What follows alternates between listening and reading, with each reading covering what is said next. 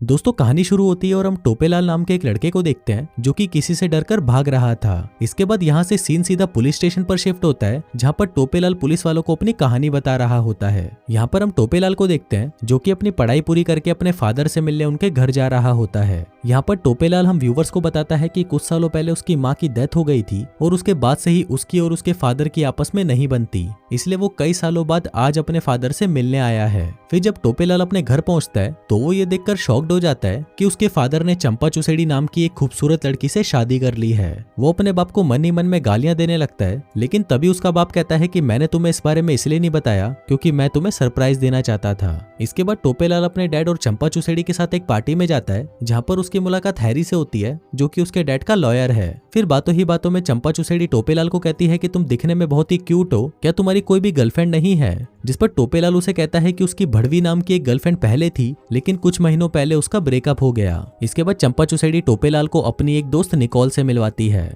फिर पार्टी के दौरान टोपेलाल के डैड चंपा चुसेड़ी को एक बहुत ही महंगा नेकलेस गिफ्ट करते हैं जिसको देखकर टोपेलाल की गांड जल जाती है। फिर जब सभी लोग वापस घर आ जाते हैं तो वहां पर हैरी चंपा चुसेड़ी के साथ फ्लर्ट करने लगता है जिसको देखकर उसके फादर को जलन होने लगती है। फिर हैरी के वहां से जाने के बाद फादर चंपा चुसेड़ी से पूछते हैं कि क्या तुम्हारा हैरी के साथ अफेयर चल रहा है? जिस पर चंपा चुसेड़ी कहती है कि नहीं जाने मन, ऐसा कुछ भी नहीं है। फिर अगली सुबह टोपेलाल के फादर उसको अपनी नई कार दिखाते हैं और कहते हैं कि बड़ी के ये मेरी नई कार है और अगर तूने इसे हाथ भी लगाया तो मैं तेरी गांड फाड़ दूंगा।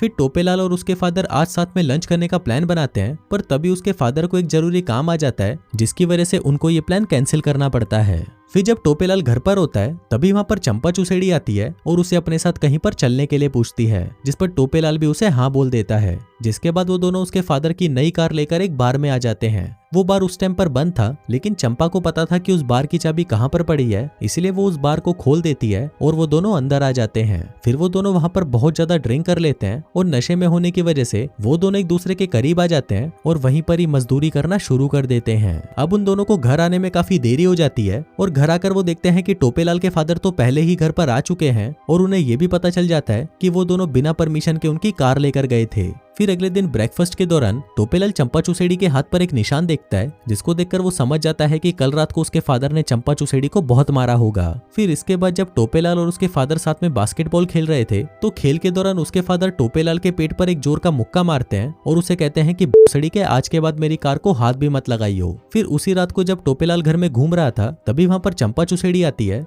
और वो उसे कहती है कि उस रात को हमारे बीच में जो कुछ भी हुआ वो सब नशे की हालत में हुआ और आज के बाद हम ऐसी गलती फिर से कभी नहीं करेंगे। पर वहीं टोपेलाल को अपने डैड पर बहुत ज्यादा गुस्सा था, इसलिए वो अपना गुस्सा निकालने के लिए चंपा चुसेड़ी के पास आता है और उसे वहीं पर घोड़ी बना देता है। अब इसके बाद से ही उन दोनों के बीच में अफेयर शुरू हो जाता है और फिर जब भी टोपेलाल के फादर अपने काम से घर से बाहर जाते तो घर में ये दोनों मिलकर दबा दबा कर मजदूरी करते। फिर एक रात निकोल टोपेलाल के घर पर ड्रिंक्स के लिए आती है जिसे उस रात चंपा चुसेड़ी ने टोपेलाल से उस पार्टी में मिलवाया था। फिर जब वो लोग ड्रिंक कर रहे होते हैं तब टोपेलाल के फादर उससे पूछते हैं कि तुमने फ्यूचर के बारे में क्या सोचा है? जिस पर टोपेलाल कहता है कि मैं एक आर्किटेक्ट बनना चाहता हूँ, लेकिन ये सुनकर उसके फादर उसे मना कर देते हैं और उसे कहते हैं कि तुम्हें इन सब चीजों को छोड़कर अपने फैमिली बिजनेस पर ध्यान देना चाहिए। अब ये सुनकर टोपेलाल को बिल्कुल भी अच्छा नहीं लगता और वो वहां से उठकर निकोल के साथ डेट पर चला जाता है। फिर जब टोपेलाल आधी रात को वापस घर पर आता है तो वहां पर उसे चंपा चुसेड़ी मिलती है। फिर टोपेलाल चंपा को कहता है कि उसके डैड उसकी लाइफ कंट्रोल कर रहे हैं, इसलिए उसे जल्दी ही यहाँ से जाना है। लेकिन इस पर चंपा चुसेड़ी उसे कहती है कि तुम मुझे छोड़कर नहीं जा सकते, मैं भी यहाँ पर नहीं रहना चाहती, इसलिए तुम मुझे अपने साथ ले चलो। लेकिन टोपेलाल इस पर उसे कोई जवाब नहीं देता और वहां से चला जाता है। फिर अगले दिन टोपेलाल अपने फादर के साथ शिकार करने के लिए जंगल में जाता है जहाँ पर उसके फादर उसे बताते हैं कि उन्हें चंपा चुसेड़ी पर शक है कि उसका किसी और के साथ अफेयर चल रहा है। फिर जब ये लोग शिकार कर रहे होते हैं तो टोपेलाल वहां पर छुपकर अपने ही फादर पर गन पॉइंट करने लगता है, पर वो उस टाइम उन पर गोली नहीं चलाता। अब क्योंकि उसके फादर को चंपा चुसेड़ी पर शक हो गया था, इसलिए टोपेलाल अब चंपा चुसेड़ी के साथ ब्रेकअप करने का डिसाइड करता है। पर इससे पहले वो दोनों एक होटल में मिलते हैं जहाँ पर पहले तो वो दोनों दबाकर मजदूरी करते हैं और फिर इसके बाद टोपेलाल चंपा चुसेड़ी को बताता है कि मेरे फादर को तुम पर शक हो गया है, इसलिए अब हमें इस रिलेशनशिप को यहीं खत्म करना होगा। अब ये सुनकर चंपा चुसेड़ी को बिल्कुल भी अच्छा नहीं लगता और वो दोनों फिर से एक दूसरे के साथ मजदूरी करने लग जाते हैं और 2 राउंड लेने के बाद टोपेलाल वहीं पर थककर सो जाता है। फिर थोड़ी देर बाद जब टोपेलाल की आंख खुलती है तो वो देखता देखता है कि चंपा चुसेड़ी वहां से जा चुकी है। इसके बाद जब टोपेलाल वापस अपने घर आता है तो वो ये देखकर शॉक्ड हो जाता है कि उसके फादर को किसी ने मार दिया है। अभी देखकर टोपेलाल बहुत ज्यादा घबरा जाता है और तुरंत वहां पर पुलिस को बुला लेता है। फिर थोड़ी देर बाद वहां पर चंपा आती है तो वो भी अपने मरे हुए हस्बैंड को देखकर शॉक्ड हो जाती है। इसके बाद पुलिस उन दोनों से पूछताछ करना शुरू कर देती है और चंपा चुसेड़ी और टोपेलाल से पूछती है कि तुम दोनों आज रात को कहां पर थे, जिस पर चंपा चुसेड़ी उन्हें बताती है कि वो तो अपनी दोस्त निकोल के साथ थी और वहीं टोपेलाल उन्हें बताता है कि वो आज रात को मूवी देखने गया था। फिर जब वो वापस घर पर आया तो वहां पर उसके डैड की लाश पड़ी थी। फिर पुलिस के वहां से जाने के बाद चंपा चुसेड़ी टोपेलाल को बताती है कि निकोल को हमारे बारे में पता चल चुका है और उसके पास हमारी एक वीडियो रिकॉर्डिंग भी है जिससे वो मुझे पैसों के लिए ब्लैकमेल कर रही है और अगर मैंने उसको पैसे नहीं दिए तो वो ये वीडियो रिकॉर्डिंग पुलिस को दे देगी, जिस वजह से हम दोनों भी फंस जाएंगे। फिर अगले दिन उसका लॉयर हैरी टोपेलाल को बताता है कि उसे चंपा चुसेड़ी पर शक है क्योंकि तुम्हारे डैड को भी पहले ही चंपा चुसेड़ी पर शक था कि उसका किसी के साथ अफेयर चल रहा है और जब चंपा चुसेड़ी को इस बारे में पता चला होगा तो उसने अपने बॉयफ्रेंड के साथ मिलकर तुम्हारे डैड को मार डाला। फिर इसके बाद रात को चंपा चुसेड़ी टोपेलाल के पास आती है और वो उसे कहती है कि वो निकोल को पैसे देकर टेप लेने जा रही है, जिस पर टोपेलाल उसे कहता है कि मैं भी तुम्हारे साथ चलता हूँ, लेकिन चंपा चुसेड़ी उसे साथ ले जाने से मना कर देती है। लेकिन इसके बाद भी टोपेलाल चंपा चुसेड़ी का पीछा करते हुए वहां पर पहुंच जाता है और उसको देखते ही निकोल और चंपा चुसेड़ी वहां से भाग जाती हैं।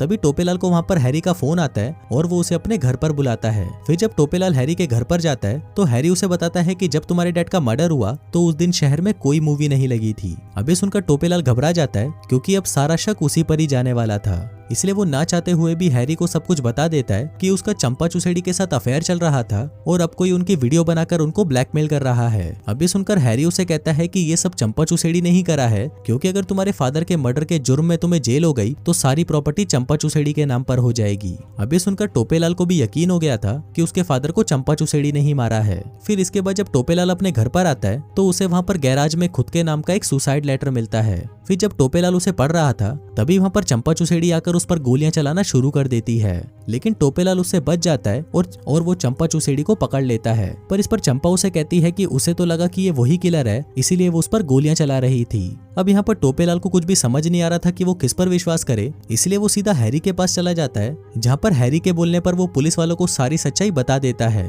और यहीं से फिल्म वापस प्रेजेंट में आ जाती है। लेकिन टोपेलाल की सच्चाई सुनने के बाद पुलिस वालों को उसी पर ही शक होता है, इसलिए वो उसे गिरफ्तार कर लेते हैं। फिर कुछ दिनों बाद हम निकोल को देखते हैं जो कि पुलिस स्टेशन आकर टोपेलाल को बताती है कि उसके फादर को चंपा ने ही मारा है। दरअसल उसका प्लान था कि वो तुम दोनों को मारकर तुम्हारी सारी प्रॉपर्टी अपने नाम करना चाहती थी। अब निकोल का ये स्टेटमेंट सुनकर पुलिस वाले टोपेलाल को छोड़ देती है और उसके फादर की सारी प्रॉपर्टी वापस उसके नाम हो जाती है। फिर इसके बाद जब टोपेलाल अपने घर पर होता है तो उसे चिमनी के अंदर एक मर्डर वेपन मिलता है। तभी वहाँ पर निकोल भी आ जाती है और यहाँ पर हमें पता चलता है कि निकोल और कोई नहीं बल्कि टोपेलाल की गर्लफ्रेंड स्टेसी है और उन दोनों ने मिलकर ही ये पूरा प्लान बनाया था। दरअसल टोपेलाल रोज अपने डैड को खाने में जहर मिलाकर दे रहा था, जिस वजह से उनकी मौत हो गई। फिर उनके मरने के बाद स्टेसी ने उनके मुंह पर तलवार से कट लगा दिया, जिससे सबको लगे कि उनका मर्डर हुआ है।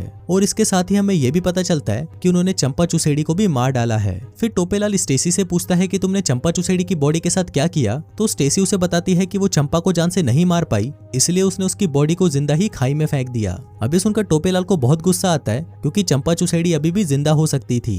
इसके बाद वो दोनों चंपा चुसेड़ी को वहां पर ढूंढने जाते हैं और वहां पर उन्हें चंपा चुसेड़ी का नेकलेस मिलता है, जिसको देखकर वो समझ जाते हैं कि चंपा मर चुकी है। फिर इसके बाद टोपेलाल घर आकर पुलिस को फोन करता है और उन्हें मर्डर वेपन के बारे में बताने लगता है, पर तभी वहां पर चंपा चुसेड़ी आ जाती है और वो टोपेलाल के कंधे पर गोली मार देती है क्योंकि अब उसे भी सब कुछ सच पता चल चुका था। फिर टोपेलाल उससे बचने के लिए जंगल की तरफ भागने लगता है और ये वही सीन था जहां से हमारी कहानी की शुरुआत हुई थी। फिर वहां पर चंपा चुसेड़ी टोपेलाल को मारने वाली होती है, पर तभी वहां पर एक पुलिस वाला आकर चंपा चुसेड़ी को शूट कर देता है क्योंकि उसे अभी भी यही लग रहा था कि चंपा चुसेड़ी ही किलर है। फिर फिल्म के लास्ट सीन में हम देखते हैं कि अब सारी प्रॉपर्टी टोपेलाल के नाम हो चुकी है, जिसके बाद वो स्टेसी के साथ ये शहर छोड़कर कहीं और चला जाता है और इसी के साथ ही ये कहानी यहीं खत्म हो जाती है।